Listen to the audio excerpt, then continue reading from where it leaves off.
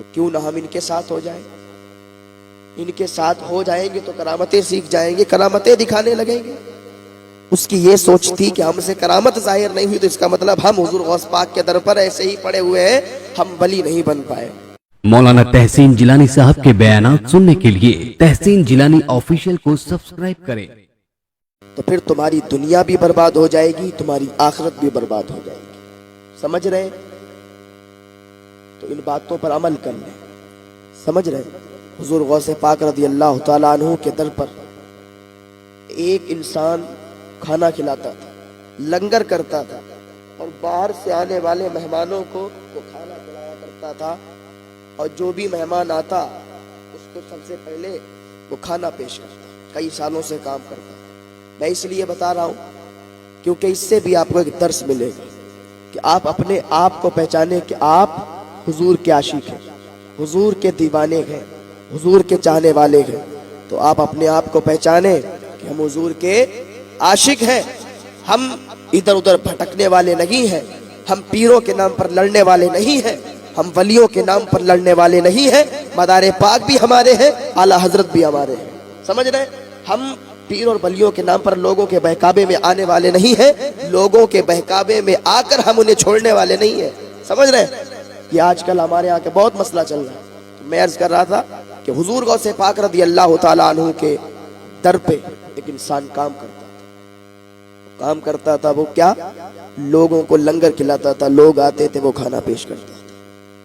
ایک دن کیا ہوا کہ دو ولی حضور غوث پاک رضی اللہ تعالیٰ عنہ کی بارگاہ میں پہنچ گئے۔ حضور غوث پاک رضی اللہ تعالیٰ عنہ کی بارگاہ میں پہنچے، حاضری دی اور کھانا کھایا۔ کھانا کھانے کے بعد چل دیے۔ تو اس نے سوچا کہ شاید کہ یہ بہت بڑے ولی ہیں، تو کیوں نہ ہم ان کے ساتھ ہو جائیں؟ ان کے ساتھ ہو جائیں گے تو کرامتیں سیکھ جائیں گے، کرامتیں دکھانے لگیں گے۔ اس کی یہ سوچ تھی کہ ہم سے کرامت ظاہر نہیں ہوئی تو اس کا مطلب ہم حضور غوث پاک کے در پر ایسے ہی پڑے ہوئے ہیں، ہم ولی نہیں بن پائے۔ اگر ہم کرامت دکھاتے ہوتے تو ہم ولی بن جاتے۔ یہی سوچ آج کل ہمارے لوگوں کے اندر موجود ہے۔ سوچتے ہیں جو کرامت دکھا دے وہی ولی ہے، جو کرامت نہ دکھائے وہ ولی نہیں ہے، لیکن ایسی بات نہیں ہے۔ اس نے کہا ٹھیک ہے۔ کہا اے اللہ والو سنو، کیا آپ مجھے اپنے ساتھ رکھیں گے؟ کیا آپ مجھے اپنے ساتھ لے چلیں گے؟ تو انہوں نے کہا ٹھیک ہے، میرے ساتھ چلنا چاہتے ہو تو چلو۔ اب یہ ان دونوں لوگوں کے ساتھ ہو لیا، ان دونوں ولیوں کے ساتھ ہو لیا۔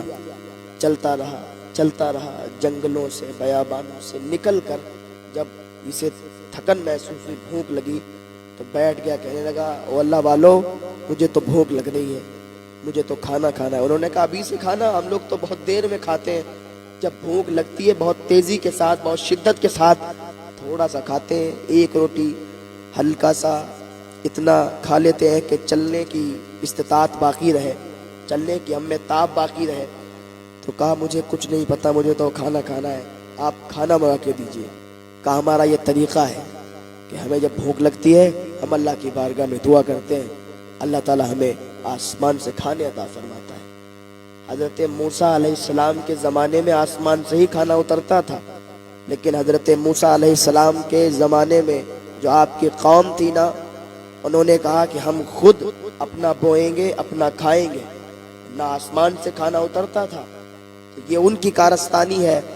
انہوں نے کہا خود بوئیں گے، خود کھائیں گے، تو اللہ نے فرمایا ٹھیک ہے، خود بو خود کھاؤ۔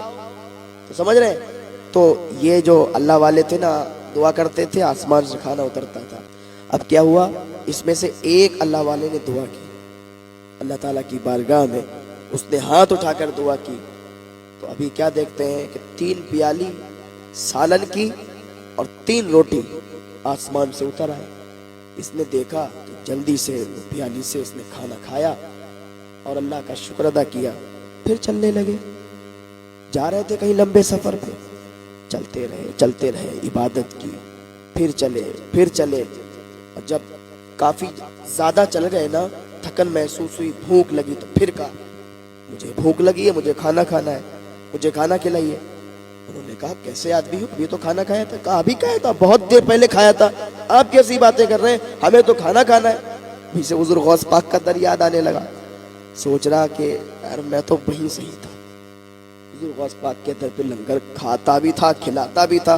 जितने टाइम भूख लगती थी उतने टाइम खाता था, कोई मना नहीं करने वाला था। ये तो फंस गया आके इन लोगों के बीच में, लेकिन कहता मुझे खाना खाना है, मुझे भूख लगी है, आप जरूर मंगा के दो, मर जाऊंगा मैं, इतनी शिद्दत के साथ भूख लगी है। उन्होंने कहा ठीक है बैठो। अब दूसरे वाले ने दुआ की, हाथ उठाए, दुआ की, आसमान से 3 सालन और 3 रोटी उतर गई। अब इसने जल्दी से खाना खाया, अल्लाह का शुक्र अदा किया, फिर चलने लगे। चलते रहे, काफी जब दूर निकल गए और बहुत ज्यादा चलने के बाद थकन महसूस हुई, भूख महसूस हुई, फिर कहा मैं खाना खाना है।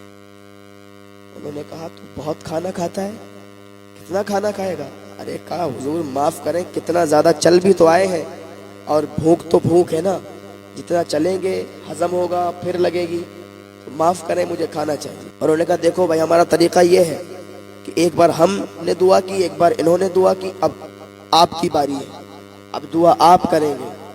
अगर आपके दुआ करने से खाना उतर जाए तो खा लेना, और वरना फिर आप जानो और आपकी भूख जाने, आप मर जाना। यही आप मेरे साथ आए हैं, आप इबादत के लिए आए हैं या खाना खाने के लिए आए हैं?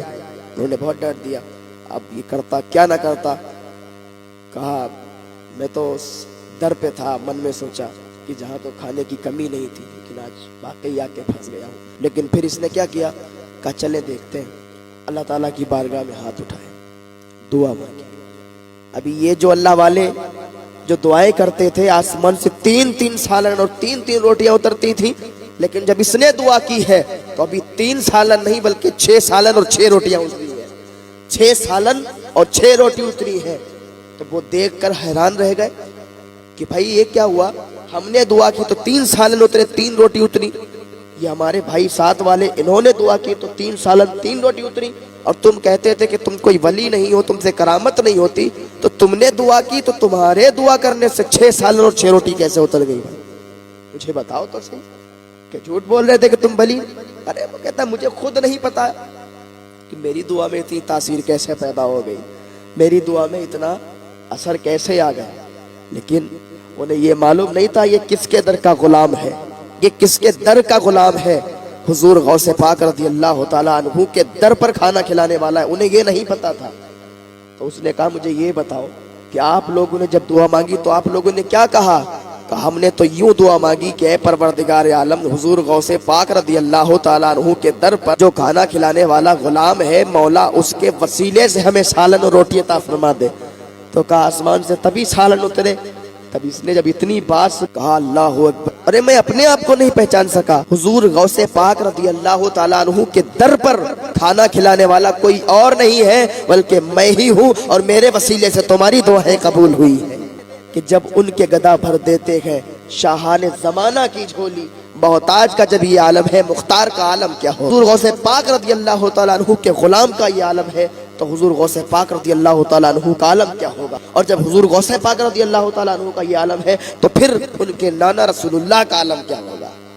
हाँ, ये हुजूर गौस पाक रज़ियल्लाहु ताला अन्हु की शान है। हाँ, हुजूर गौस पाक रज़ियल्लाहु ताला अन्हु ने सिर्फ करामतें नहीं दिखाई, बल्कि ये दर्स भी दिया है कि मुस्तफ़ा की अजमत पर पहरा देना होगा। मुस्तफ़ा की जहाँ बात आ जाए तो फिर अपनी जानों को भी उन पर कुर्बान करना होगा। मुस्तफ़ा के आशिक बन के अगर जिएंगे, मुस्तफ़ा की मोहब्बत अपने सीने में लेके बसेंगे, तो तुम्हारी दुनिया भी संभलेगी, तुम्हारी आखिरत भी संभलेगी। कि चेहरे पर दाढ़ी भी नहीं है और दावा मुस्तफ़ा की मोहब्बत का है। आप नमाज एक टाइम की नहीं पढ़ते और दावा हुजूर से मोहब्बत का करते हैं, ऐसा नहीं बनेगा। हुजूर खुद फरमाते हैं कि तुम तब तक मोमिन नहीं हो सकते जब तक मुझसे सबसे ज्यादा मोहब्बत ना करो। तो आप मुझे बताएं कि आप कितनी हुजूर से मोहब्बत करते हैं। अगर हुजूर से मोहब्बत करते हैं तो फिर दावा सच्चा है, तो फिर चेहरे पर सुन्नत रसूल भी होना चाहिए, मुस्तफ़ा की बताई हुई बातों पर अमल भी होना चाहिए, हुजूर का तरीका भी अपनाना चाहिए, हुजूर की बताई हुई बातों पर अमल करना चाहिए। तब हमारी दुनिया भी संभलेगी, हमारी आखिरत भी संभलेगी, और हम जब यहाँ से मर के जब कब्र के अंदर जाएंगे तो फिर मुस्तफ़ा हमारा इस्तिक़बाल करेंगे। और आला तो फरमाते हैं ना, कब्र में लहराएंगे ता हश्र, चश्मे नूर के जलवा फरमा होगी जब तलात रसूलुल्लाह। निशानी के जो सगे नहीं मारे जाते, हश्र तक मेरे गले में रखे पट्टा तेरा, हश्र तक मेरे गले में रखे पट्टा तेरा। ये हुजूर गौस पाक की शान है। ہم آج کیا حضور غوث پاک کا صرف لنگر کر کے اور بات ختم کر دیتے ہیں کہ حضور غوث پاک کی کرامت سن لی، بات ختم ہو گئی۔ بات یہیں تک ختم نہیں ہوتی ہے، بات آگے بھی دیکھو کہ حضور غوث پاک نے کتنی تکلیفیں برداشت کی ہیں حضور غوث پاک رضی اللہ تعالیٰ عنہ نے، اور ہم لوگوں کو درس دیا ہے، ہم لوگوں کو سبق دیا ہے۔ ہاں، حضور غوث پاک کی زندگی پڑھو آپ۔